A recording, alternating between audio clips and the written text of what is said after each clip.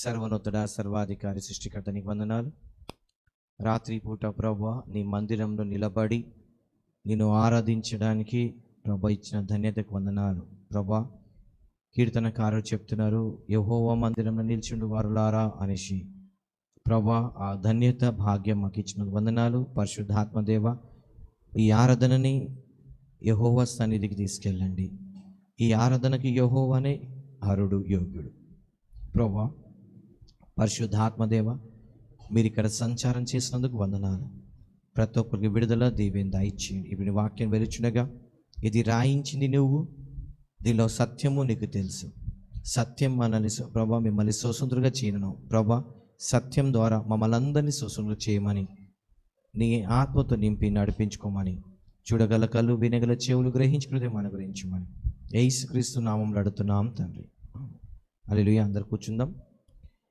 దయచేసి బయటికి ఎవరు వెళ్ళకండి, పిల్లల్ని పంపకండి. ఈ మధ్య కుక్కలు మనుషుల మీద ఎగబడుతున్నాయి, కరుస్తున్నాయి.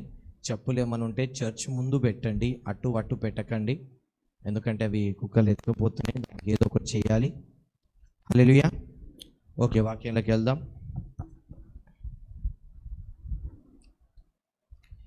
ఈరోజు మనము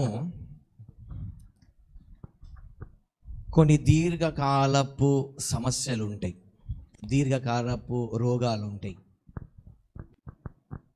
దీర్ఘకాలపు చేతబడి అనుకోండి, లేకపోతే సమస్యలు ఉంటాయి. దానికి మనం ఎంత ప్రార్థన చేసినా అవి పోవు. అది పోయినట్టు పోతుంటాయి, మళ్ళీ వస్తుంటాయి. కొంతమందికి వివాహాలు జరగవు, చాలా టైం పడుతుంది. ఎందుకు అంత లాంగ్ టైం అవుతుంది, చాలా దీర్ఘకాలం ఎందుకు అవుతుంది? కొంతమందికి పిల్లలు పుట్టారు, ఎందుకు దీర్ఘకాలం వరకు పిల్లలు పుట్టారు?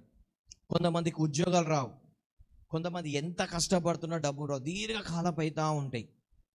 ఎందుకు ఈ దీర్ఘకాలపు మన జీవితాల్లో అవుతుంటాయి?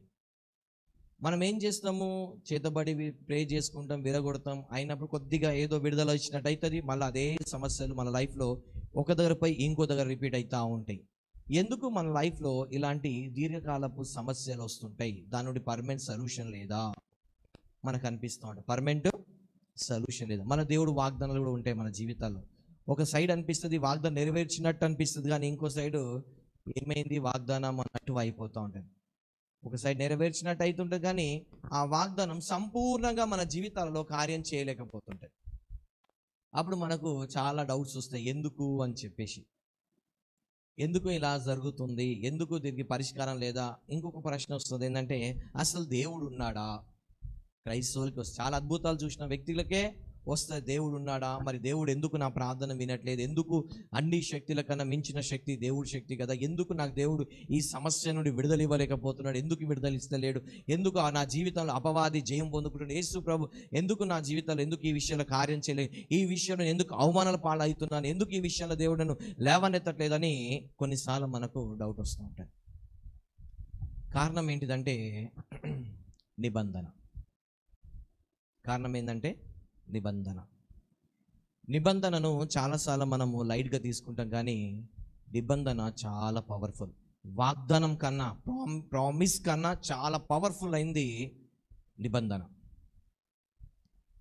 ఈ నిబంధన బహుశా మనం చేయకపోవచ్చు, మన పూర్వీకులు చేసి ఉండొచ్చు.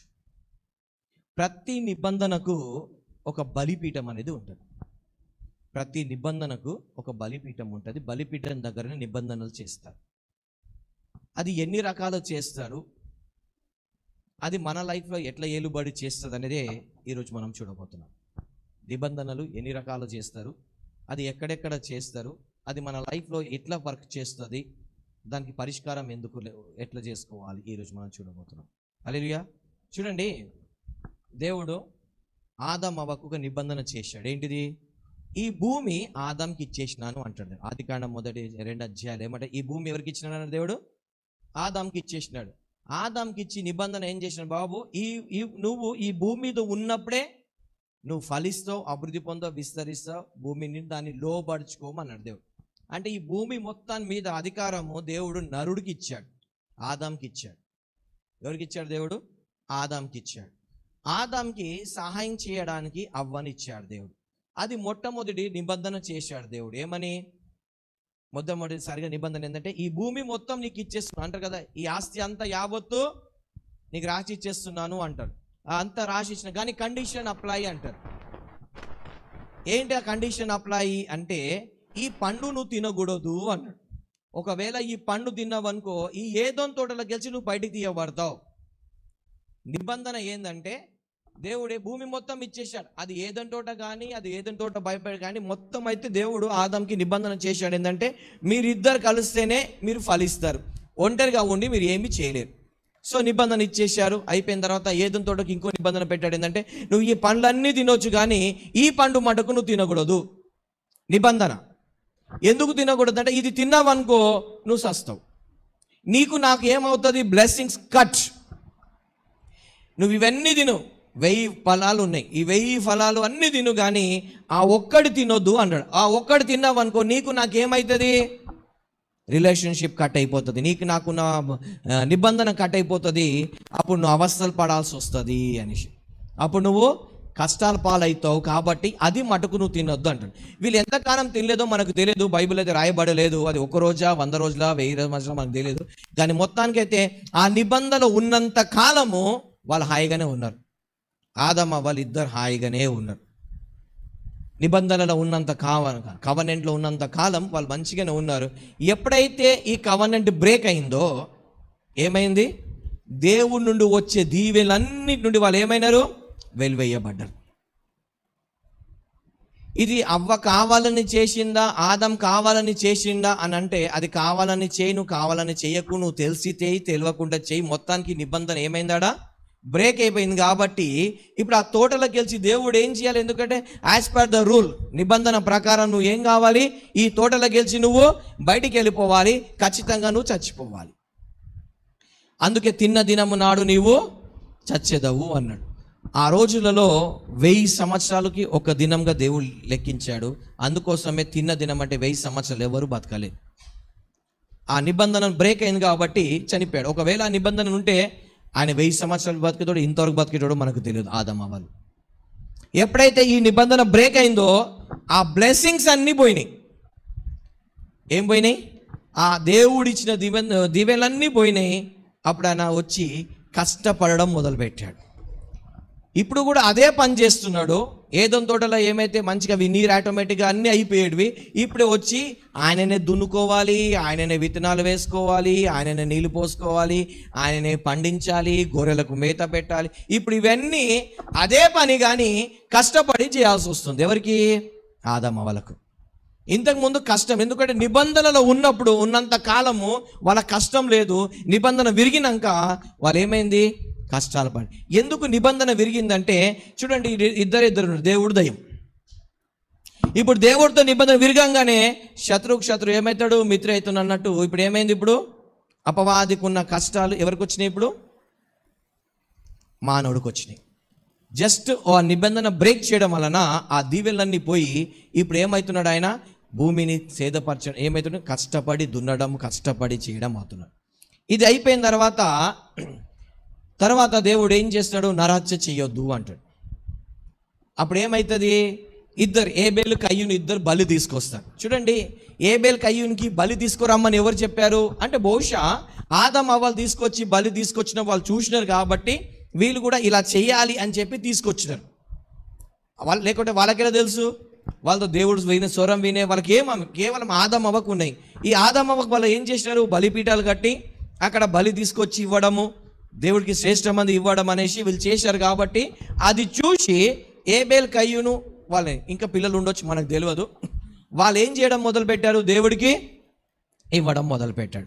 కానీ ఏబేల్ ఏం చేసుకొచ్చాడు, జీవంగా తీసుకొచ్చి ఇచ్చినప్పుడు ఏమైంది, ఏబేల్ అంగీకరింపబడ్డాడు.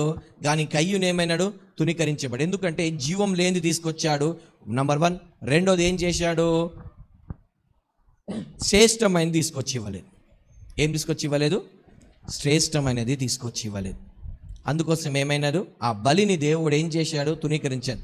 సో ఈ రోజు కాలం బలికి ఆ రోజు కాలం బలికి తేడా ఏంటంటే, ఆ రోజు బలిపీఠం మీద బలి పెడితే ఆకాశం నుండి అగ్ని వచ్చి అది కాలుస్తుంది అనమాట.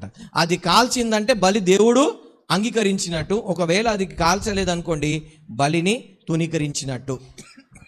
అది చివరిసారిగా ఎక్కడ జరిగిందంటే సొలొమోను దేవాలయం కట్టినప్పుడు జరిగింది. తర్వాత మళ్ళీ అక్కడ నుండి మనం దేవుని ఒక అగ్ని మనం చూడం. మళ్ళీ ఏలియా దగ్గర చూస్తాం మనం, బలిపీఠం మీద అగ్ని దిగడం. దాని తర్వాత మళ్ళీ మనము చూడం అలాంటి పరలోకం నుండి అగ్ని వచ్చి కాల్చబడడం అని చూడం. దాని తర్వాత ఏమైంది, ఏబేల్ కయ్యూనుతో, అప్పుడు కయ్యూనుతో బలిపీఠం దగ్గర దేవుడు ఒక నిబంధన చేస్తాడు. ఎందుకంటే అక్కడ బలిపీఠం దగ్గర ఏం జరుగుతుందంటే జడ్జిమెంట్ జరుగుతుంది, తీర్పు అనేది అక్కడ జరుగుతుంది. కవెనెంట్ అంటే నిబంధన జరుగుతుంది, తీర్పు అనేది కూడా అక్కడనే జరుగుతుంది. ఇప్పుడు ఈయన ఏం చేసినాడు, బలిపీఠం దగ్గర సరి కాబట్టి బలిపీఠం దగ్గర బలి ధృవీకరించబడ్డది కాబట్టి దేవుడు మాట్లాడినప్పుడు అతడికి ఏం చేసి శిక్ష ఇస్తాడు, ఏమిస్తాడు, నువ్వు దేశ దిమ్మరువై తిరుగుదువు. నేను చూసినట్టే అప్పుడు అంటాడు, నా శిక్ష నేను భరించడం కన్నా ఎక్కువ ఉంది, నేను శిక్ష భరించలేదంటే అప్పుడు దేవుడు ఒక కృప అన్న మార్క్ వేస్తాడు, ఒక ముద్ర వేస్తాడు. ఏంటిది, కృప అనే ముద్ర వేస్తాడు. ఏంటంటే నీకు చంపితే వాడికి 7 ఎంతలు వస్తుంది అని చెప్తాడు. సో కాబట్టి అక్కడ ఒక నిబంధన జరిగింది కాబట్టి కయ్యూనికి ఎవరు చంపరు. ఎందుకంటే ఆ ముద్ర చూడంగానే అందరికి అర్థమైపోతుంది ఈయనకు ఒక నిబంధన ఉంది, ఈయనకు చంపితే నాకు 7 ఎంతల శిక్ష వస్తుంది అని నిబంధన జరిగింది. దాని తర్వాత మనం ఇంకా కొంచెం ముందుకు వెళ్తే తర్వాత మనకు నిబంధన ఎక్కడ చూస్తామంటే ఆదికాండం 9వ అధ్యాయంలో నిబంధన చూస్తాం.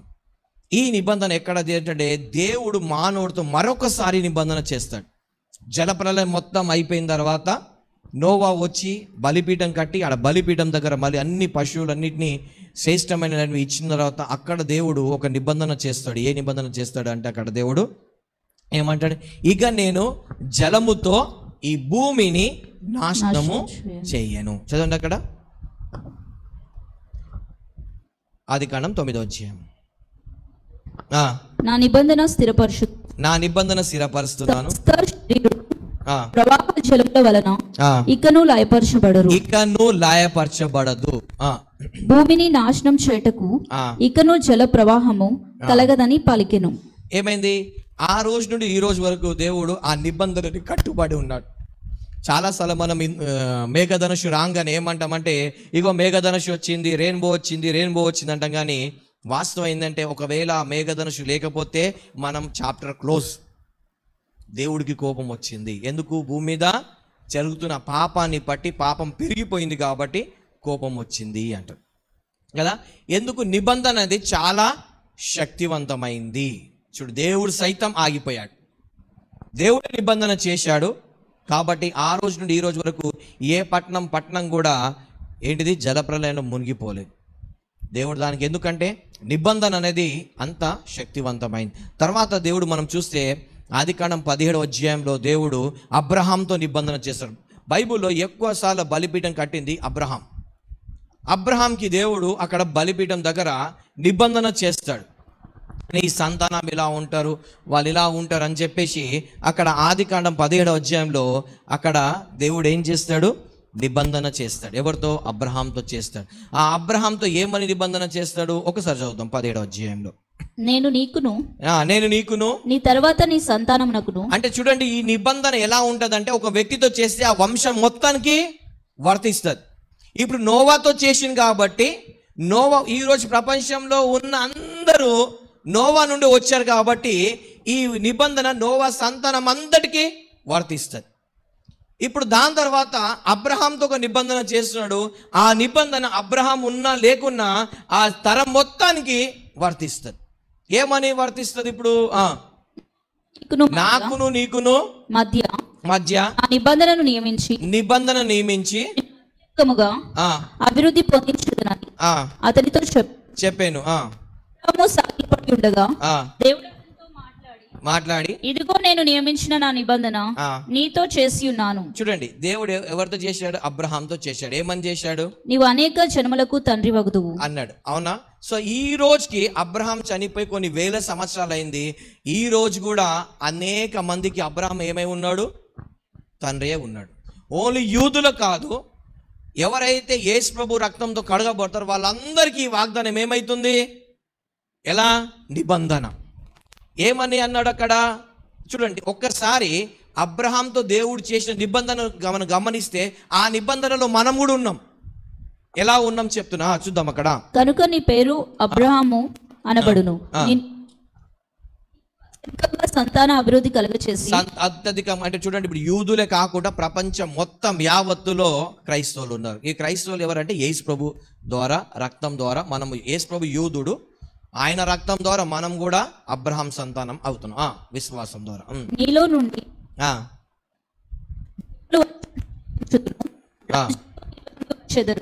జనములు వచ్చినట్లు నియమించుదును, రాజులను నీలో నుండి వచ్చేదారు. రాజులు నీ నుండి వచ్చేదారు. చూడండి, మనం ఎవరు? రాజులైన యాజక సమూహమా. నేను నీకును నీ తర్వాత నీ సంతానమునకును దేవుడే ఉండునట్లు. నీకు నీ తర్వాత నీ సంతానానికి ఏమై ఉంటాడంట? దేవుడు. సో ఇప్పుడు మనకి ఏమై ఉన్నాడు? యెహోవా దేవుడై ఉన్నాడా? నాకును నీకును నీ తర్వాత వారి తరములలో నీ సంతతికి నీ మధ్య నా నిబంధనను నిత్య నిబంధనగా స్థిరపరచుదును. నీకును నీ తర్వాత నీ సంతతికి నీవు పరదేశమై ఉన్న దేశమును అనగా కానాను అను దేశమంతటిని నిత్య స్వాస్థ్యముగా ఇచ్చి వారికి దేవుడినై ఉండునని అతనితో చెప్పాను. చూడండి, ఆ రోజు నుండి ఈ రోజు వరకు చాలా సార్లు ఇజ్రాయెల్ చెదిరిపోయి వాళ్ళు ఎంత చంపాలని చూసినా, ఎన్ని ప్రయత్నాలు చేసినా, యూదుల ప్రపంచంలో లేకుండా చేయాలని ఎన్నో చాలా ప్రయత్నాలు జరిగినాయి, కానీ స్టిల్ వాళ్ళు భూమి మీద ఉన్నారు, వాళ్ళు యెరూషలేములో ఉన్నారు. అవునా? అబ్రహాం లేడు, కానీ అబ్రహాంతో చేసిన నిబంధన ఈ రోజు వరకు ఏం జరుగుతుంది? నెరవేర్చారు. ప్రపంచం యావత్తులు ఎక్కడ ఏ మూలకు ఉన్నారో యూదులు మనకు తెలియదు, కానీ మొత్తానికైతే వాళ్ళు ఉన్నారు. ఎందుకు?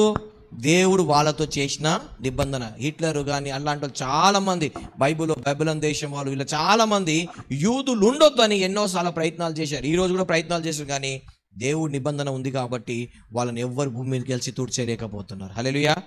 కిందికి వద్దాం. మరియు దేవుడు నీవు మాత్రమే కాక నీ తర్వాత వారి తరములలో నీ సంతతియు నా నిబంధనను గాయకొనవలెను. నాకును నీకును నీ తర్వాత నీ సంతతికి నీ మధ్య మీరు గాయకొనవలసిన నా నిబంధన ఏదనగా, మీలో ప్రతి మగవాడును సున్నతి పొందవలెను. మీరు మీ గోప్యంగా చర్మంన సున్నతి పొందవలెను. చూడండి, పాత నిబంధనలో సున్నతి చేయబడ్డది, కొత్త నిబంధనలో బాప్టిజం ఇవ్వబడ్డది. నిబంధన ఏంటిది? నీకు నాకు నిబంధన ఏంటిదంటే ఓల్డ్ టెస్టమెంట్ ఏంటిది? సున్నతి ఇచ్చాడు. కొత్త నిబంధనలు ఏం చేసినాడు? బాప్టిజం ద్వారా. బాప్టిజం కూడా ఏమవుతాం? మనము ప్రమాణం చేస్తాం, ఒక నిబంధన చేస్తాం. ఏమని? నేను ఇక చచ్చే వరకు ఏమైనా కష్టాలు, ఇప్పుడు పెళ్లికి చేస్తాం ప్రమాణం, ఏమని?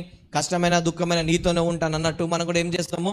ప్రభు ఇక మీదటుండి నేను పాపాలు ఒప్పుకున్నాను, ఇక యేసు ప్రభు దేవుడిని సొంత రక్షకుడు అంగీకరించాను, ఇక ఏమైనా కానీ దేవుడే నా సర్వం అనేసి మనం ఏం చేస్తాం? బాప్టిజం దగ్గర నిబంధన చేస్తాం. ఆ నిబంధన ద్వారానే మనకు ఆ దీవెనలు వస్తాయి. పాత నిబంధనలు ఏంటి? సున్నతి ద్వారా ఆ దీవెనలు వచ్చేటివి. నూతన నిబంధనలో బాప్టిజం ద్వారా ఏమవుతుంది? ఆ దీవెనలు వస్తాయి. కిందికి. అది నాకు నీకు మధ్యనున్న నిబంధనకు సూచనగా నుండును. వయసు గలవాడు అనగా నీ ఇంట్లో పుట్టినవాడైనను నీ కొనబడిన వాడైనను మీ తరములలో ప్రతి మగవాడు మీలో సున్నతి పొందవలెను. నీ ఇంట పుట్టినవాడును నీ వెండితో కొనబడిన వాడును తప్పక సున్నతి పొందవలెను. అప్పుడు నా నిబంధన మీ శరీరమందు నిత్య నిబంధనగా ఉండును. సున్నతి పొందని మగవాడు అనగా ఎవరిని గోప్యంగా చర్మం సున్నతి చేయబడు వాడు. ఇప్పుడు ఏంటిది?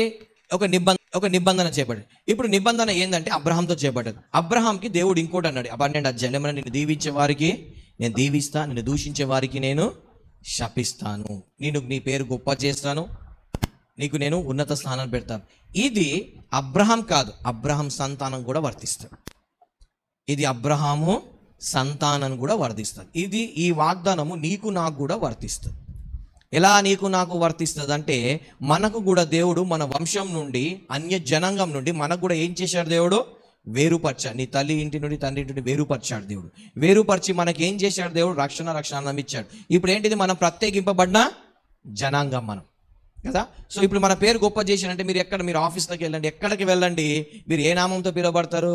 క్రైస్తవుడు అని పిలువబడతారు. అబ్రహాం ఆశీర్వాదాలు అన్నీ తన పిల్లలకు వస్తాయి. అబ్రహాంకి ఏమైతే దీవెనలు ఉన్నాయో అది ఇస్సాకు వచ్చినాయి. ఇస్సాకు ఏం దీవెనలు ఉన్నాయి? యాకోబుకి వచ్చినాయి. యాకోబు నుండి ఏమైంది? ఆ సంతానం అందరికీ దీవెనలు ఏమైనాయి?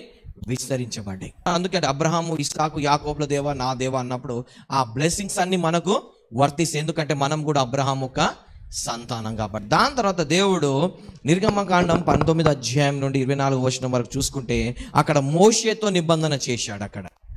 అక్కడ ఎవరితో చేశాడు? దేవుడు మోషేతో నిబంధన చేశాడు. ఏం చేశాడు? అక్కడ చూస్తే దేవుడు 10 ఆజ్ఞలు ఇచ్చాడు.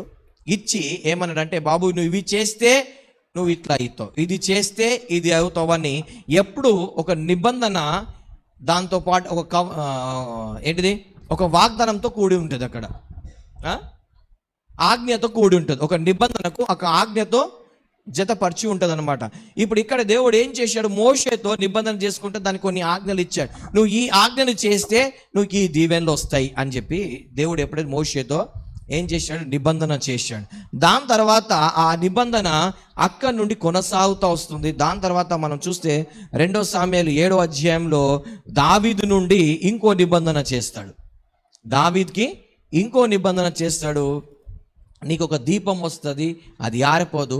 అదే దీపం నుండి యేసు ప్రభు ద్వారా మనమందరము వచ్చాం. ఏంటిది, యేసు ప్రభు ద్వారా మనకేం వచ్చింది, క్షమాపణ వచ్చింది, దేవుడికి రిలేషన్షిప్ వచ్చింది.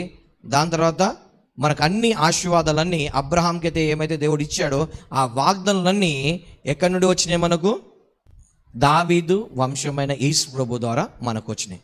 సో ఇవన్నీ దేవుడు మనిషితో చేసిన నిబంధన, ఇవి కవనెంట్స్ అయినాయి కదా. ఇంకొక కొన్ని కవనెంట్స్ ఎట్లా ఉంటాయంటే, ఇది దేవుడికి మానవుడికి, ఇందాక నేను చెప్పింది దేవుడికి మానవుడికున్న నిబంధనలు. రెండోది మానవుడికున్న నిబంధనలు ఉంటాయి. ఒక వ్యక్తికి ఇంకో వ్యక్తికి ఉన్న నిబంధనలు ఉంటాయి. ఇప్పుడు పెళ్ళికి నిబంధనలు చేస్తారు. పెళ్ళికి ఏం చేస్తారు, మనిషి ఇంకో మనిషితో చేస్తాడు. ఎప్పుడైతే ఈ నిబంధన చేస్తాడో అబ్బాయి ఆస్తి మొత్తం ఎవరికైతుంది, అమ్మాయి అవుతుంది. ఒకవేళ విడాకులు తీసుకుంటే ఆస్తి వస్తుందా రాదు కదా. ఎందుకు ఆస్తి వస్తుంది, ఎందుకు ఆస్తి రాదంటే నిబంధనలు ఉంటే నీకు అవి వస్తుంది. నిబంధన లేకపోతే ఏదో కొంచెం భాగం వచ్చి వెళ్ళిపోతుంది తప్పించి నీకు ఆ ఆస్తి యావత్తు రాదు. ఇది మనిషికి ఉన్న నిబంధన.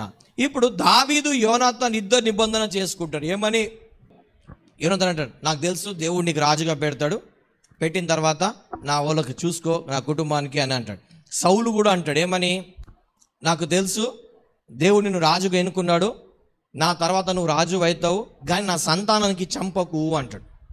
నిబంధన. అందుకోసమే యోనాతాన్ని కానీ వాళ్ళకు సంతానాన్ని దావీదు చంపాడు. ఇది మానవుడికి ఇంకొక మానవుడికి నిబంధన జరిగింది. ఎక్కడ జరిగిందంటే లాబానికి యాకోబుకి నిబంధన జరుగుతుంది. లాబానికి యాకోబుకి జరుగుతుంది. ఎక్కడ, మధ్యలో వచ్చినప్పుడు లాబాను వాళ్ళ సైన్యం తీసుకొచ్చినప్పుడు అప్పుడు యాకోబు అంటాడు, ఏమని అంటే, ఎందుకు నన్ను ఏం చేస్తున్నావు అంటే, లేదని చెప్పేసి ఇదంతా నాదని చెప్పిన తర్వాత వాళ్ళు ఏం చేస్తారు అంటే, ఇద్దరు ఒక నిబంధన అంటే, కీడు చేయడానికి నువ్వు ఇక్కడ దాటవచ్చు, నేను అక్కడ దాటవచ్చు, కానీ కీడు చేయడానికి నేను అటు దాటినా నువ్వు ఇటు దాటినా ప్రమాదం అని చెప్పి వాళ్ళు ఏం చేస్తారు, ఒక నిబంధన చేసుకుంటారు. ఏమని, యాకోబు లాబానింటికి రావచ్చు కానీ కీడు చేయడానికి రావద్దు, లాబాన్ యాకోబు దగ్గరికి వెళ్ళొచ్చు కానీ కీడు చేయడానికి వెళ్ళొద్దని వాళ్ళు ఒక నిబంధన చేసుకొని రాళ్ళ కుప్ప వేసుకొని పోతారు. కానీ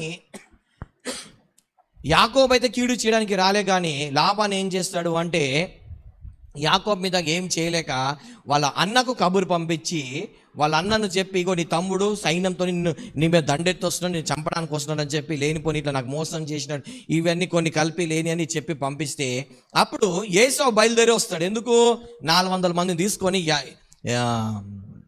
యాకోబు మీద దండెట్టి వస్తాడు. కానీ ఈయనకు తెలియదు ఆ విషయం. ఎప్పుడైతే ఏసావు వస్తున్నాడని తెలిసిందో ఈయన దేవుడి దగ్గర వెళ్ళాడు. ఆపత్కాలం మందు నాకు మొరపెట్టము, నేను నీకు ఉత్తరం ఇస్తాను దేవుడి దగ్గర. ఈయన వెంటనే దేవుడు అందరినీ పంపించి దేవుడి దగ్గర మొరపెట్టినప్పుడు ఈయన దేవుడు మళ్ళీ ఇంకొక నిబంధన చేస్తాడు. ఎవరితో, యాకోబుతో. నేను ఇప్పుడు దీవిస్తున్నానని చెప్పేసి ఈయనకు దీవిస్తాడు. తర్వాత ఏమైందంటే ఏసావు చంపడానికి వచ్చిన వ్యక్తి కలిసి వెళ్తాడు. ఇంకొకటి ఏంటంటే లాబాన్ చచ్చిపోతాడు. ఎందుకు చనిపోతాడు అంటే నిబంధనను మీరినాడు కాబట్టి. హిస్టరీ చెప్తుంది.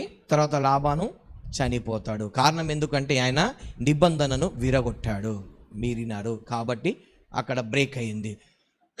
అలాగా దేవుడికి మానవుడికి నిబంధన, ఒక మానవుడికి ఇంకో మానవుడికి నిబంధన, ఇది చూసినాం కదా. ఇంకొకటి దయ్యాలకు మనుషులకు కూడా నిబంధన ఉంటుంది. దయ్యాలకు మనుషులకు కూడా నిబంధన ఉంటుంది. ఇది ఎక్కడ జరుగుతుంది అంటే చేతబడి దగ్గర జరుగుతుంది. చేతబడి చేసేటప్పుడు అక్కడ బలిపీఠాల దగ్గర ఇవేం చేస్తారు, కొంతమంది నీ పేరు మీదనో వాళ్ళ పేరు మీదనో డబ్బులు తీసుకొని అవి తీసుకొని ఏం చేస్తారు, అక్కడ నిబంధనలు చేస్తారు. ఈ నిబంధనల వలనే చాలామంది ఏమవుతారంటే, దేవుడికి మానవుడికి నిబంధన మనిషికి తెలుసు, ప్రాబ్లం లేదు. మానవుడికి నిబంధన తెలుసు, దాంట్లో ఇంకొకటి మానవుడికి ఇంకో ప్రాబ్లం ఏమైందంటే, కొంతమంది ప్రేమించుకున్నాక ఏమంటారంటే, ఎందుకు భయపడుతున్నా, చేసుకుంటే పెళ్ళి నీకే చేసుకుంటా, లేకుంటే అస్సలు చేసుకొని అంటాడు. అది ఏమవుతుంది, ఇది గాలిలో నిబంధన అవుతుంది. చూడండి, నిబంధన నీళ్ళలో జరుగుతుంది, గాలిలో జరుగుతుంది, భూమిలో జరుగుతుంది, రక్తం ద్వారా జరుగుతుంది. ఇది జరుగుతుంది. ఇప్పుడు గాలిలో నిబంధన ఎలా జరుగుతుంది అంటే, నేను ఒక మాట చెప్తా. ప్రసంగి 10వ అధ్యాయము 20వ వచనం చూద్దాం. రాజును శపించవద్దు, నీ మనసు అందు కూడా రాజుని శపించు. అంటే నేను ఇది కవర్నెంట్ గురించి చెప్తున్నాను. అంటే నీ మనసులో నువ్వు ఏం చేస్తావో అది గాలిలో నిబంధన జరుగుతుంది. అది చూడండి. నీ పడక గదిలోనైనను, నువ్వు ఎక్కడ తిట్టుకుంటున్నావు, మనసులో తిట్టుకుంటున్నావు. ఎక్కడ తిడుతున్నావు, బెడ్ మీద తిట్టుకుంటున్నావా? ఐశ్వర్యవంతులను శపింపవద్దు, ఏలనగా ఆకాశ పక్షులు సమాచారం కొనిపోవును, రెక్కలు గలది సంగతి తెలుపును. ఇంగ్లీష్ లో ఏముందంటే, for a bird of the air. నీ గాలిలో కూడా నిబంధనలు జరుగుతాయి. నువ్వు ఏమైతే అనుకుంటావు అందుకే అంటారు. ఏమని ఇందాక చెప్పాను, ఏంటి, పెళ్లి చేసుకుంటే నీకే చేసుకుంటా, లేకుంటే నేను చేసుకోను అంటారు. అందుకే వాళ్ళకు మ్యారేజెస్ కావు. ఎదుటి వ్యక్తికి అయితే ఈ వ్యక్తికి కాదు. అంటే కొంతమందికి పిల్లలు లాంగ్ టైం ఎందుకు పుట్టారంటే, వాళ్ళు ఏం చేస్తారంటే పెళ్ళి అయిపోయినాక కొన్ని రోజులు మెడిసిన్స్ వాడతారు. పిల్లలు పుట్టొద్దని చెప్పి కొన్ని రోజులు మెడిసిన్స్ వాడతారు. అదొక కవనెంట్. పిల్లలు వద్దు అనే ఒక నిబంధన బట్టి కొంతమందికి పిల్లలే పుట్టారు. ఒకళ్ళు వస్తే అబోషన్స్ అయితే, లేకపోతే వాళ్ళకు ఏంటిది, దేవుడు కరుణిస్తే దాని బ్రేక్ అయితే పిల్లలు పుడతారు. ఎందుకు కారణం ఏంటంటే, స్టార్టింగ్లో చాలా మంది పిల్లలు ఇప్పుడే వద్దు. ఎందుకు వద్దు అనుకుంటారు అంటే, కొంతమంది వాళ్ళకున్న ఫైనాన్షియల్స్ ప్రాబ్లమ్ని బట్టి ఏదో ఒక విధంగా వాళ్ళు ఏమనుకుంటారు, కొన్ని రోజులు పిల్లలు. కొంతమంది ఎట్లుంటుందంటే, నాకు కొడుకే కావాలి, కూతురు వద్దు అంటారు. అప్పుడు వాళ్ళకు కూడా ఏమవుతుంది, పిల్లలు పుట్టారు. ఎందుకంటే అదొక నిబంధన అయిపోతుంది. నాకు కొడుకే కావాలి అంటే, దేవుడిని కొడుకు ఇవ్వడం నీకు దేవుడికి ఇష్టం లేదేమో. ఏదైనా అంటే నీ కొడుకు పుట్టినా కూతురు పుట్టినా పెళ్లి వరకే, తర్వాత ఎవరు చూసుకునేది లేదు. అవునా? పెళ్లి వేసే వరకే, దాని తర్వాత వాళ్ళ జీవితం వాళ్ళ రెక్కలు వస్తే గుర్రని వెళ్ళిపోతారు వాళ్ళు, అనిపించి ఏం లేదు. మనం ఏం చేస్తాం, కొడుకే కావాలి. ఎందుకు? ఇంట్లోకి తన్ని నిలబడడానికి. కూతురు ఇంటి తల్లిని తను పెట్టుకుంటారు, కానీ కొడుకుని పెట్టుకోవాలంటే కోడలు పెట్టనుకొని వద్దు, ఇగో మీ మమ్మీకి రాని, ఇంటికి రాకని చెప్పు, మీ డాడీకి రాకని చెప్పు, బాబోయ్ నేను చూసుకోలేను. అదే తల్లికి అయితే అంటదా? కొడుకు అంటాడా మీ అమ్మ రానియద్దు అంటాడా?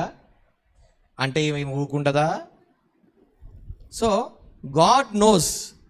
సో అందుకోసమే ఏంటిది, నా కొడుకే కావాలి అని ఒక నిబంధన ఉంటే పిల్లలు పుట్టారు. అది మొదటి సంతానం కానీ, రెండో సంతానం కానీ, మూడో సంతానం కానీ, నాలుగో సంతానం, ఏ సంతానం కానీ పిల్లలు పుట్టారు. కారణం ఏంటిది, నువ్వు కవర్నెంట్ చేసుకుంటున్నావు. ఏంటిది, నా కొడుకే కావాలి. సో కొంతమంది ఏంటిది చెప్పినా కదా, ఏంటిది, పిల్లలు ఇప్పుడే వద్దు. సో వద్దు కావాలి అనుకునే టైంలో అది రావడానికి కదా, గాడ్ ఎప్పుడు ఇస్తాడే అప్పుడు ఇది చేయాలి. సో దానికి ఇది చేయాలి. ఇలాగా నిబంధనలతోని ఏమవుతుంది, కొన్నిసార్లు ఉద్యోగాల విషయాల్లో వస్తుంది. కొంతమందికి ఉద్యోగాలు రావు. కారణం ఏంటంటే, ఫస్ట్ టైం నువ్వు ఏదైనా ఉద్యోగంలో వెళ్తున్నప్పుడు ఒక వ్యక్తి ఏం చేస్తాడంటే, దేవుడితో నిబంధన చేసుకుంటాడు. ప్రభా, నాకు ఒక ఉద్యోగం ఇస్తే నేను ఇలా జీవిస్తాను, నాకు ఉద్యోగం ఇస్తే నేను ఇలా చేస్తాను, నాకు ఉద్యోగం ఇస్తే ప్రమోషన్ ఇస్తే ఇలా చేస్తానని ఫస్ట్ ఏం చేస్తాడు ఆ వ్యక్తి, దేవుడితో ఒక నిబంధన చేసుకుంటాడు. ఆ జాబు అది వచ్చిన తర్వాత స్టార్టింగ్ కొన్ని రోజులు ఉంటాడు, తర్వాత ఏమవుతుందో మర్చిపోతాడు. మర్చిపోయిన తర్వాత దేవుడు చూస్తాడు. దాని తర్వాత దానికి ఒక పీరియడ్ ఉంటుంది. అది దాటిన తర్వాత వానికి జాబ్ అవుతుంది, లేకపోతే జాబ్లో స్ట్రగుల్ అవుతాడు. ఎందుకంటే నిబంధనను బట్టి. తర్వాత ఎక్కడ చూసినా జాబ్ రాదు, ఎన్ని చేసినా జాబ్ రాదు. చాలా టైం చూస్తాడు. అది నువ్వు ఫుల్ఫిల్ చేయకపోతే దేవుడు కూడా ఏం చేయదు, ఎందుకంటే నువ్వు నిబంధనను బ్రేక్ చేసినావు. బిజినెస్ కూడా ఇలాగైనా ఉంటుంది. ఏం చేస్తారు, ఒప్పందం చేస్తారు. ప్రభా, నా బిజినెస్ దీవిస్తే నేను ఇలా చేస్తాను, నా బిజినెస్ దీవిస్తే ఇలా చేస్తాను, నాకు ఇలా అంటావు. అది దీవించిన తర్వాత మర్చిపోతావు.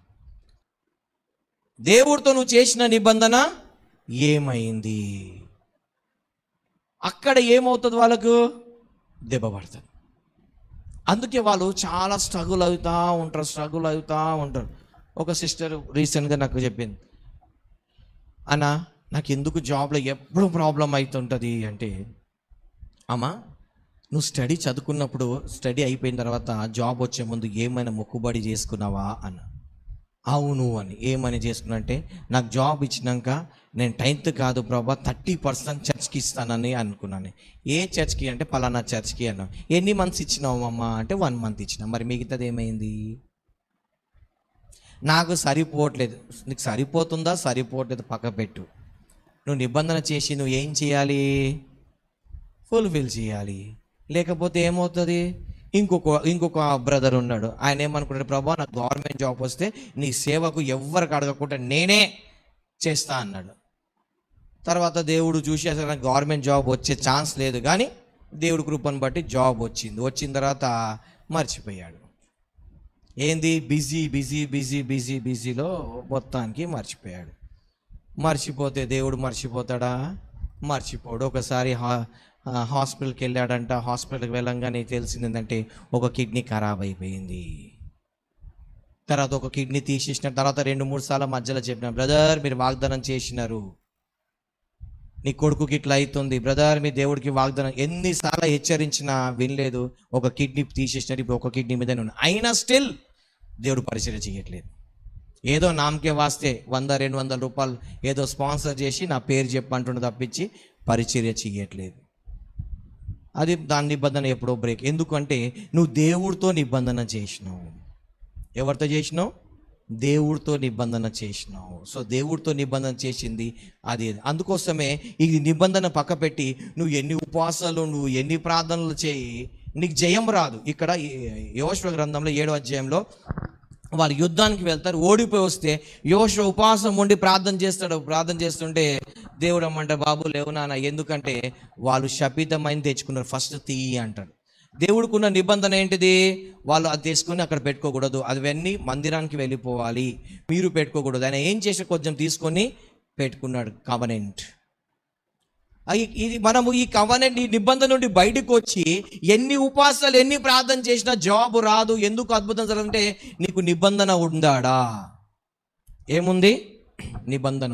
కొంతమంది ఇప్పుడు ఏంటిది, మనిషితో అయిపోయింది, దేవుడు మనిషితో అయిపోయింది, మనిషి దేవుడితో అయిపోయింది. ఇప్పుడు దయ్యాలతో చేసిన నిబంధనలు కూడా ఉంటాయి. దయ్యాలతో చేసిన నిబంధనలు కూడా ఉంటాయి. మనం చేయకపోవచ్చు, మన పూర్వీకులు చేస్తారు. కొంతమంది ఏం చేస్తారంటే పేరెంట్స్, నా కొడుకు పుడితే దేవుడికే, నా కూతురు పుడితే దేవుడికే. ఏమైంది అక్కడ? కవరెన్స్. మీరు ఎస్ఎన్ గారి సాక్ష్యం చూసే ఉండొచ్చు. వాళ్ళ డాడీ బలి ఇచ్చింది, ఈయన కక్కేటోడు, రక్తం కక్కేటోడు. పేరెంట్స్ ఇచ్చిన బలి కవనెంట్ పిల్లలకి వస్తుంది. కొంతమంది ఏం చేస్తారంటే పిల్లలకి ఈయనకి సేవకే సమర్పించుకుంటారు. పెద్దగా అయిపోయినాక ఉద్యోగం చేయరా. పిల్లలు లేనప్పుడు కొడుకు పుడితే సేవకే, వాడు మంచి చదువుకుంటుంటే ఉద్యోగం చేయరా, వాడు మంచిగా లేకుంటే వీడికి సేవకి ఇచ్చినానండి. మంచిగా చదువుకోకపోతే ఒకటి, ఎప్పుడైనా నువ్వు ఒక కొడుకుకో కూతురుకో సేవకు సమర్పిస్తే వాడి మీద వేరే కాడి పడొద్దు. God never accept. ఒకవేళ నువ్వు చిన్నప్పుడే ఒక వ్యక్తికి నువ్వు సేవకు సమర్పించుకుంటే ఆ వ్యక్తి మీద జాబ్ అనే కాడి కానీ బిజినెస్ అనే కాడి పడొద్దు. మీరు ఒక బైబిల్లో చూస్తే దేవుడు ఒక మందసం మొయ్యడానికి వాళ్ళు ఎలాంటి ఆవుని సెలెక్ట్ చేస్తారు? వాళ్ళు కాడి మొయ్యని ఆవుని వాళ్ళు సెలెక్ట్ చేస్తారు. ఇప్పుడు నా పిల్లలకి నేను సేవకు సమర్పించుకుంటే వాళ్ళిద్దరు జాబ్ చేయకూడదు, బిజినెస్ చేయకూడదు. ఎందుకు? సమ్మేల్ చేసినాడా? సమ్మేల్కి వాళ్ళ అమ్మ ఏం చేసింది? చిన్నప్పుడే దేవుడికి. ఇప్పుడు చిన్నప్పుడే సేవకు సమర్పించుకున్నాక మళ్ళీ ఆయనకు కాలింగ్ అవసరం లేదు. ఇప్పుడు ఇమానియల్కి, ఇస్సాకి మళ్ళీ కాలింగ్ అవసరం లేదు. ఎందుకంటే చిన్నప్పుడే డెడికేట్ చేసినాం కాబట్టి, వాళ్ళు విల్లింగ్గా సేవకు ఉన్నారు కాబట్టి వాళ్ళు ఫుల్ మినిస్ట్రీకి వెళ్ళిపోవాలి తప్పించి టైం వచ్చినాక. అంతేగాని మళ్ళీ నాకు ఏంటిది ఉద్యోగం చేసినాక రిజైన్ ఇచ్చి వస్తానంటే గాడ్ నెవర్ యాక్సెప్ట్. ఎందుకు? నువ్వు దేవుడికి ఒకసారి కవనెంట్ చేసినాక మళ్ళీ నువ్వు బ్యాక్ ఎలా స్టెప్ తీసుకుంటావు? నీ బోర్డు టెస్ట్ మనీ ఎవరు కావాలి? టెస్ట్ మనీ అంటే చాలా విధాలుగా టెస్ట్ మనీస్ ఉంటాయి. నీకు ఒక్కసారి నువ్వు దేవుడికి సమర్పించిన తర్వాత ఆ వ్యక్తి మీద లోకానుసరమైన కాడి పడదు. సామ్యేల్ మీద ఏమైనా కాడి పడ్డదా? అందుకే దేవుడు సామ్యేల్ని బలంగా వాడుకున్నాడు. సో అందుకో చాలామంది ఏం చేస్తాడు, మంచి చదువుకుంటేనేమో జాబ్ చేయరా, సాఫ్ట్వేర్ జాబ్ చేయి, ఫారెన్కి వెళ్ళి డబ్బు సంపాదించి పెట్టు, దేవుడు నీకు పిలిచినప్పుడు అప్పుడు వెళ్ళరా. మరి సామ్యేల్కి అట్టనే చేసినాడు దేవుడు. అట్లని చేసినాడా? యేసు ప్రభుకు అట్లని చేసినాడా? ఈ బాప్టిజం ఇచ్చాను ఏమన్నా అట్లనే చేసినాడా? బాప్టిజం ఇచ్చానికి పుట్టక ముందుకే తెలుసు ఏంటిది, ఈయన ఈ ప్రవక్త, ఈయనకి ఈ కాలింగ్ అని. లేదు ప్రభా, నేను వెళ్ళి ఉద్యోగం చేసుకుంటాను, తర్వాత పిలిస్తే వస్తాను అన్నాడా?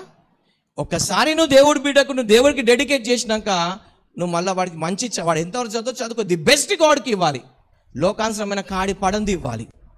అప్పుడు రెయిన్హార్డ్ బాంక్యూ బ్రదర్ ఉన్నారు, మీకు తెలుసో లేదో, ఆయన ఆఫ్రికాకు ఒక పెద్ద రివైవల్.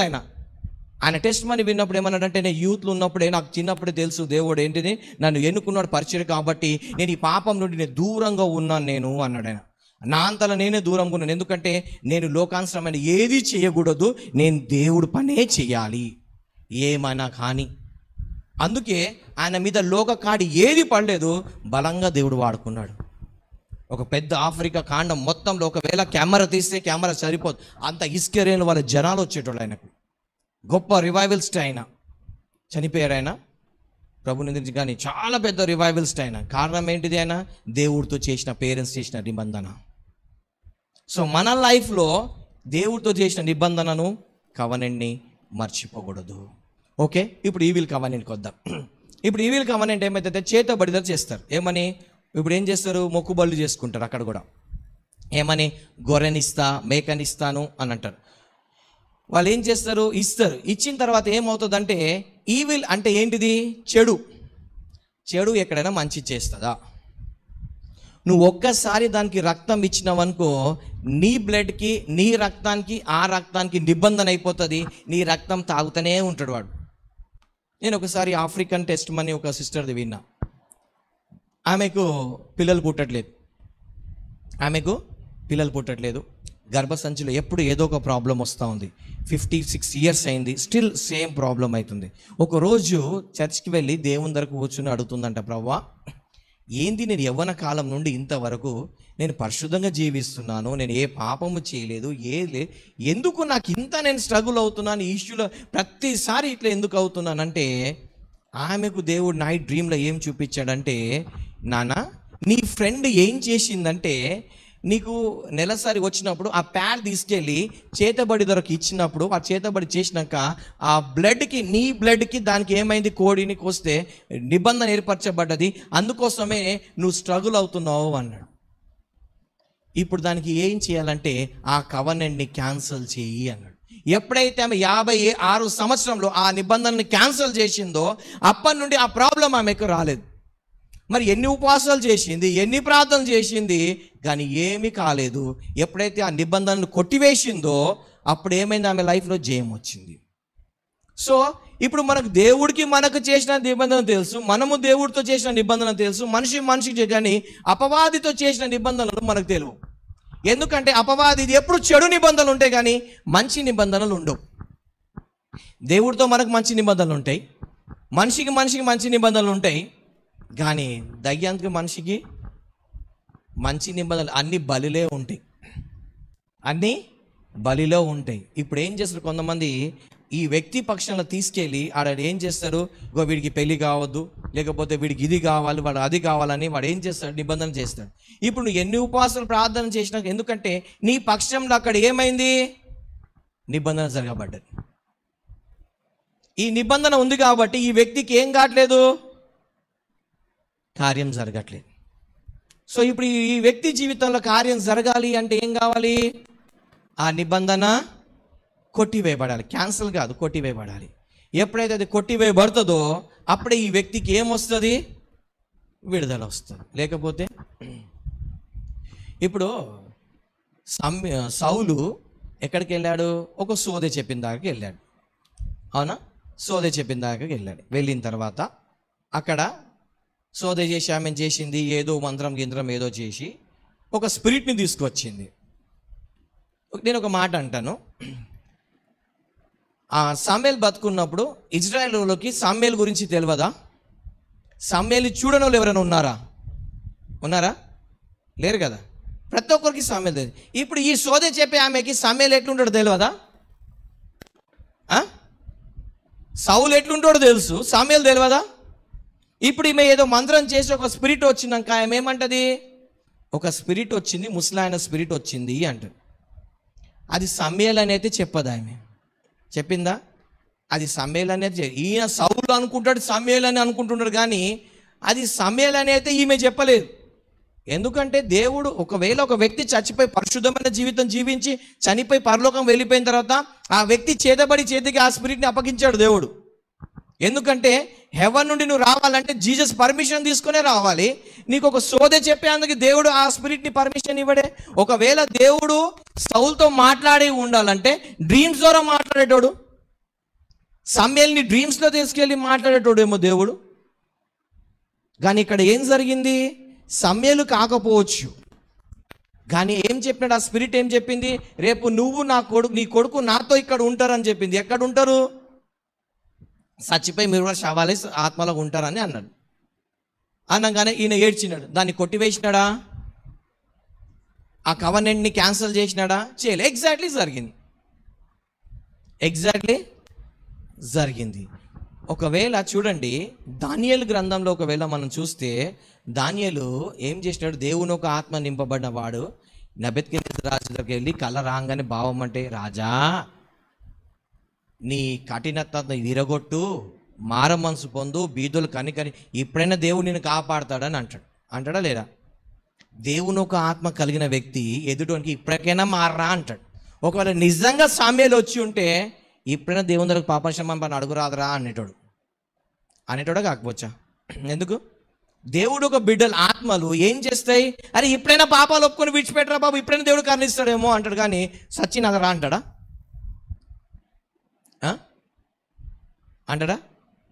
సో ఇక్కడ ఏమైంది? అది ఏ స్పిరిటో మనకు తెలియదు. సో ఆ స్పిరిట్కి ఈయనకి ఏమైంది? కవనెంట్ అయింది, దాన్ని బ్రేక్ చేసుకోలేదు. ఏమైనాడు ఆయన? నెక్స్ట్ డే అలాగనే ఆయనకి ఎవరు చంపలేదు. సౌలుకి ఎవరు చంపలేదు. ఆయనకు చంపినారా? చంపలేదు. ఆయనే చచ్చిపోయినాడు. దేవుడు చంపలేదు, శత్రువులు వచ్చి చంపలేదు. ఒకళ్ళు అనుకుంటే అయినా పారిపోయి బతకొచ్చు. ఒకవేళ అక్కడ చచ్చిపోయే ముందైనా ప్రభా నన్ను క్షమించు అన్నాడు. ఆహాబ్ వెళ్ళి క్షమాపణ అడిగితే దేవుడు క్షమించలేదా? ఒకవేళ ఈయన కూడా ప్రభా క్షమించమని క్షమించేటోడా కాడా? అని క్షమాపణ అడగలేదు దేవుని దగ్గర. కొంతమంది ఈకో ప్రాబ్లం ఉంటుంది. మనుషుల దగ్గర క్షమాపణ అడగరు, దేవుని దగ్గర కూడా క్షమాపణ అడగరు, గట్టనే చస్తారు. ఇక కారణం ఏంటిది? ఈవిల్తో కవనెంట్ ఏమైనాడు? మరణానికి దారి తీసింది. ఈవిల్ అంటేనే చెడు. ఆ చెడు నుండి నీకు ఏది మంచిది రాదు. ఒకవేళ నీకు ఏదైనా నీ కుటుంబంలో చెడు జరుగుతూనే ఉందంటే బహుశా నీ పక్షంలో ఎవరో నిబంధన చేసి ఉండొచ్చు. కొంతమంది అంటారు, అన్యులు అంటారు, నా పేరున అక్కడ అదేంటిది ఏదో చేయించమంటారు. గుడికి వెళ్తున్నావు కదా, నా పేరున అధ్యక్షులు ఏదో చేయించమంటారు, అర్చన చేయించమంటారు కదా. కొంతమంది అంటారు ఏమంటే, నేను కూడా చర్చ్కి వెళ్తాప్పుడు, హైదరాబాద్లో ఉన్నప్పుడు చర్చ్కి వెళ్తాప్పుడు మా ఫ్రెండ్స్ అరే నా కోసం కూడా కొంచెం ప్రార్థన చేయరా అంటే నా గురించి మధ్యలో ఉండి నువ్వు ప్రార్థన చేయరా అంటారు. మనకు కూడా అంటారు కొంచెం నా కోసం ప్రార్థన చేయవా అంటారు. అంటే వాళ్ళ పక్షాన మనం ఏం చేస్తున్నాం? దేవుని ద్వారా విజ్ఞాపన చేసినట్టు మన పక్షాన కొంతమంది ఈవిల్ వాళ్ళు ఏం చేస్తారు? మధ్యలో నిబంధన చేస్తారు వాళ్ళు. అది మనకు తెలియదు. ఇప్పుడు మనం ప్రార్థన చేసినందుకు ఒక వ్యక్తికి ఏం జరుగుతుంది? మంచి జరుగుతుంది. వాడికి ఏం తెలుస్తుంది? మేము చెప్పినా కాబట్టి ఈయన ప్రార్థన చేసిన కొంతమంది గ్రహిస్తారు, కొంతమంది గ్రహించరు.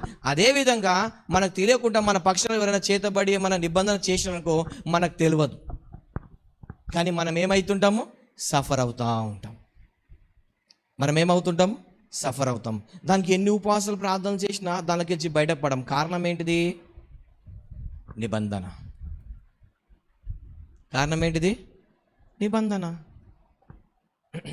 సో ఇప్పుడు ఏంటి? కొన్ని తెలిసి నిబంధనలు జరిగినాయి, కొన్ని తెలియక నిబంధనలు జరిగినాయి. ఈ నిబంధనల వలన మనిషి ఏమవుతున్నాడు? నలిగిపోతా ఉన్నాడు. కొన్నిసార్లు ఎట్లుంటుందంటే, ఒక ఇంట్లో కోడలు సఫర్ అవుతూ ఉంటుంది. ఈ కోడలు చూస్తే ఏ తప్పు చేయలేదు, కానీ కోడలు సఫర్ అవుతుంది. ఎందుకంటే వాళ్ళ అత్తనో మామనో భర్తనో చేసిన నిబంధన బట్టి ఈమె సఫర్ అవుతుంటుంది. పిల్లలు పుట్టరు, అంత టార్చర్ భరిస్తూ ఉంటుంది, నిద్ర ఉండదు, సంథింగ్ ఏదో ప్రాబ్లం ఉంటుంది. కారణం ఏంటిది? వాళ్ళు చేసింది వీళ్ళ మీదకి వస్తుంటుంది. అరే కోడలు ఏం చేయలేదే, కోడలు చేయలేదండి, ఆ ఇంటికి వంశానికి రాగానే ఆ సుడి సుట్టుకుందండి. ఆ కర్స్ ఏంటి, ఆ శాపం ఏమవుతుంది, వాళ్ళ మీద ఆవరించింది. మా అమ్మాయి మంచిదండి, మీ అమ్మాయి మంచిదే అండి, కానీ ఏమైంది, కొంతమంది పెళ్లి చేసుకునగానే కూతురు బాగుంటుంది కానీ అల్లుడికి ప్రాబ్లం అవుతుంది. ఆ ఇంట్లో అడుగు పెట్టగానే ఆ కర్స్ ఈయన మీదకి వస్తుంది. ఈయన స్ట్రగుల్ అవుతూ ఉంటాడు. మరి ఈయన మంచోడే, కానీ ప్రాబ్లం ఏంది, ఒక ఇంట్లో అడుగు పెడితే ఆ కర్స్లో, ఒక వంశంలో ఒక దాంట్లో అడుగు పెడితే నీకేమవుతుంది, అది కర్స్ అనేది ఆపరేట్ అవుతుంది. ఈవిల్ నుండి వచ్చేది కర్స్, ఆ నిబంధన, ఆ కర్స్ నిబంధననే. అందుకోసమే చాలామంది మనమేమో ప్రెజెంట్ చూస్తాం కానీ వెనుకల జరిగింది మనకు తెలియదు. అందుకే దేవుడు అంటారు, చీకట్లో జరిగినది వెలుగులోకి రాక పోదు అంటాడు. సో అందుకోసమే ఈ చీకట్లో జరిగింది మనకు తెలియదు కాబట్టి మనం ఏమవుతుంటాం, చాలాసార్లు మ్యారేజ్ విషయంలో, పిల్లల విషయంలో, జాబ్ విషయంలో, హెల్త్ విషయంలో, ప్రాపర్టీ విషయంలో, లేనిపోని అనవసరమైన దానిలో మనం స్ట్రగుల్ అవుతూ ఉంటాం. కారణం ఏంటిది, నిబంధనలు. కారణం ఏంటిది, నిబంధనలు. మనం ఎన్ని కష్టపడి ఏదో చేసి ముందుకు వెళ్ళాలనుకుంటున్నామో ఆ నిబంధన ఏం చేస్తుంది, మళ్ళీ లాగుతూ ఉంటుంది. ఎక్కడికి, నీకు వెనకలకి లాగుతూ ఉంటుంది. సో మన నిబంధనల నుండి ఏంటిది, నువ్వు తెలిసినా తెలియకుండా ఈ నిబంధన ఉంటుంది కదా, నువ్వు పైకి రావాలన్నా నిబంధన. అబ్రహాం ఆశీర్వదించబడాలన్నా ఏంటిది రీజన్, నిబంధన. చూడండి, ఏలియా వచ్చినప్పుడు అక్కడ ఏంటిది, బలిపీఠాలు కడతారు. ఏలి అగ్ని దిగడానికి, వీళ్ళు ప్రార్థన చేస్తే అగ్ని దిగకపోవడానికి కారణం ఏంటిది, నిబంధన. ఈయన అంటాడు, అబ్రహాం, ఇస్సాకు, యాకోబుల దేవా అంటాడు, వాళ్ళకి చేసిన నిబంధనను బట్టి ఇది నీ ప్రాంతము, ఈ కానాన్ని అబ్రహాంకి ఇచ్చావు, ఇక్కడ నువ్వే దేవుడే ఉండాలి, నువ్వు తప్పించి ఇక్కడ దేవుడు ఉండకూడదు అని నిబంధన బట్టి ఏం జరిగింది, అగ్ని దిగింది. వీళ్ళకి ఆ నిబంధన లేదు కాబట్టి అగ్ని దిగలేదు.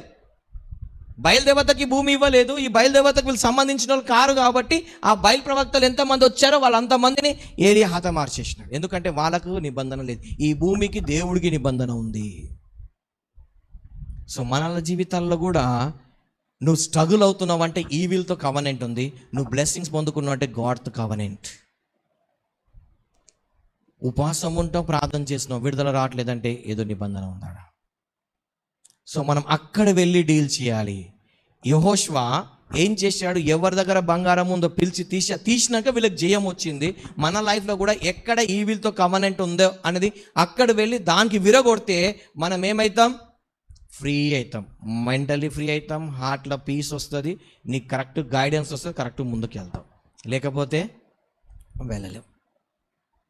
నువ్వు ఎన్ని ఉపాసాలు, నువ్వు ఎన్ని ప్రార్థన చేయి, ఎక్కడికి వెళ్ళు, ఎన్ని ప్రాఫెసర్ చేసుకో, అవే. ఎందుకంటే బికాస్ ఆఫ్ కవనెంట్, నిబంధనను, బికాస్ ఆఫ్ నిబంధన. ఇప్పుడు మనం బైబిల్లో చూస్తాం, సంఖ్యాకాండంలో చూస్తాం, ఏంటిది, ఒకవేళ స్త్రీ, దేవుడు అంటాడు పురుషుడిని తెలియకుండా వేరే వ్యక్తితో కలిస్తే వాళ్ళకి ఏం తీసుకురావాలి, మందిరానికి తీసుకొచ్చి ఏం చేయమన్నాడు, చర్చ్లో ఉన్న మందిరంలో దుమ్ము పెట్టి. ఎందుకు అది పెట్టినప్పుడు ఏమిటి, ఒక మాట పడింది, నేను నీకు తప్పించి వేరే లేకపోతే నా తొడలు వాసిపోవాలి, నా కడుపు వాసిపోవాలి అని చెప్పేసి ఏం చేస్తాడు, నిబంధన. ఎందుకు తెలియకుండా ఉండేసినాడు అంటే నిబంధనను బట్టి, ఆ వ్యక్తి ఆ నీళ్ళు తాగింది బట్టి కాదు, నిబంధన. ఎందుకంటే భర్తకు భార్యకు ఉన్న నిబంధన మీరింది కాబట్టి ఏమవుతుంది, కడుపు ఉబ్బుతుంది, తొడలు వాసిపోతాయి. కారణం ఏంటిది, నిబంధన. సో అక్కడ దుమ్ము తాకినందుకు కాదు, నిబంధన మీరినందుకు. సో మన లైఫ్లో ఒకసారి మనం చెక్ చేసుకోవాలి, ఏంటంటే దేవుడికి మనకున్న నిబంధన ఏంటిది, మనము దేవుడితో చేసిన నిబంధన ఏంటిది, మానవుడికి చేసిన నిబంధన ఏంటిది. సో ఈ వీళ్ళదైతే మనకు తెలియకుండా జరుగుతుంది కాబట్టి దాన్ని మనం బ్రేక్ చేసుకుంటే మనం ఏమవుతాం, ముందుకు. ఈ నిబంధనలు ఒకటి గాలిలో జరుగుతుంది, రెండోది భూమి మీద జరుగుతుంది, మూడోది అగ్నితో జరుగుతుంది, రక్తంతో జరుగుతుంది, నీళ్ళలో కూడా జరుగుతుంది. ఎవరికైతే వాటర్లో నిబంధన జరిగిందో వాళ్ళకి ఫైనాన్స్ బ్లెస్సింగ్స్ రావు. మనకు బ్లెస్సింగ్స్, ఫైనాన్స్ బ్లెస్సింగ్స్ అన్నీ వాటర్ నుండే వస్తాయి. ఎవరికైతే వాటర్ నుండి ఫైనాన్స్ కర్స్ చేసినారో వాళ్ళకు ఫైనాన్స్ బ్లెస్సింగ్స్ రావు. సో ఇవన్నీ కవర్నెన్స్ నిబంధనలు ఏం చేసుకోవాలి, ఒకసారి మనం చెక్ చేసుకోవాలి. మనం ఏం చేయాలి, ఒకసారి చెక్ చేసుకోవాలి. మనం అంతా నా లైఫ్లో దేవుడు ఉంటే, నీ లైఫ్లో దేవుడు అట్లా నీ లైఫ్ని డిజైన్ చేయలేదు. నీ జీవితాన్ని అట్లా పూటకు నెలకు అవస్థలు పడమని దేవుడు అట్లా డిసైడ్ చేయలేదు నీ లైఫ్ని. నువ్వు ధనవంతుడు కావాలని ఆయన దళితుడు అయినాడు. నువ్వు మంచిగా సకల సమృద్ధి కలిగి ఉండాలని దేవుడు నీ లైఫ్ని డిజైన్ చేసినాడు, కానీ ప్రతి దానికి అవస్థలు పడమని దేవుడు డిజైన్ చేయలేదు. కానీ ఎందుకు నువ్వు సఫర్ అవుతున్నావు అంటే ఒకసారి నీ జీవితాన్ని నువ్వు చెక్ చేసుకో. ఎక్కడ ఏ నిబంధనను మీరినావు? ఎందుకంటే నీ దీవెన రావాలన్నా నిబంధననే, నువ్వు దీవెన రాకుండా స్ట్రగుల్ అవ్వాలన్నా నిబంధననే. అందరం నేర్చి నిలబడదామా?